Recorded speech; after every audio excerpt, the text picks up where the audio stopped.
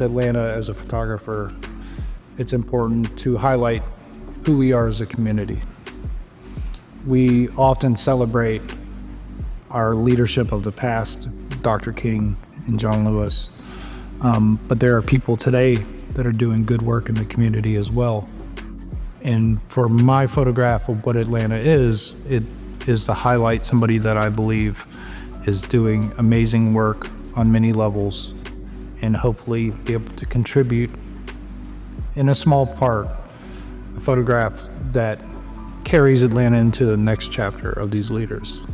And that's where I'm hoping to accomplish with my image.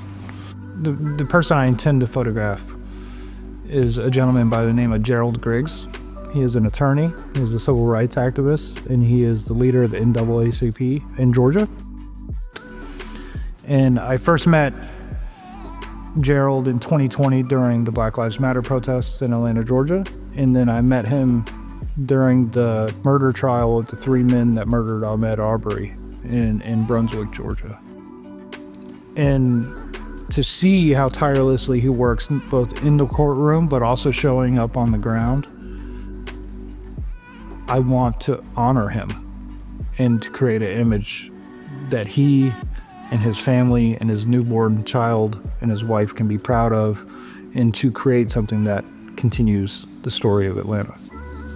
My intention on where to create this photograph is on Auburn Avenue, which is a historical Black community street in Atlanta. It carries a lot of historical significance between the Royal Peacock, Ebenezer Baptist Church, the home of Martin Luther King, and it's a small way to connect the past of Atlanta with the present and hopefully the future.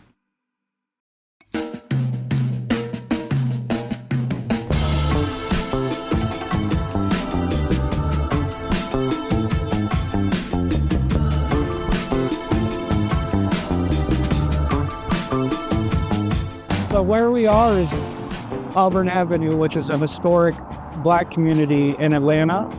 The best way to describe it would be Atlanta's version of Black Wall Street that was originally in Tulsa, Oklahoma. James Brown used to play yearly events underneath the Auburn Avenue Bridge. The Royal Peacock was a historic jazz club. And this has always just been a really important part of the history of Atlanta.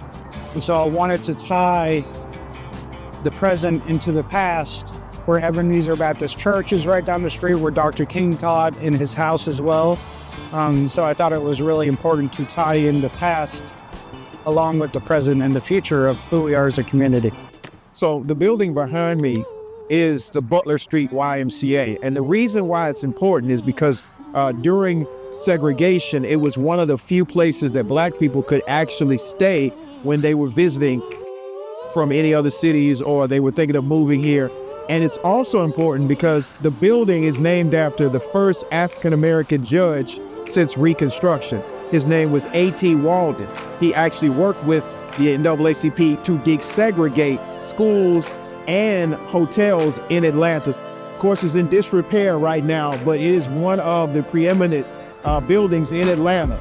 It's just an honor to be here in front of the Walden building, which is adjacent to the Butler Street YMCA, which is one of the places that Black people would congregate off of Auburn Avenue during segregation. This is a little bit different than what I traditionally shoot. My background, at least in documentary work, is with photojournalism, where you kind of just go with the flow of a story, not really an editorial photographer. And so when I first got into it, I was pretty nervous, but it's the way it works with anything is that once you get 1 or 2 photos down, you find your groove, you're able to kind of relax with each other, you can kind of play around with different concepts.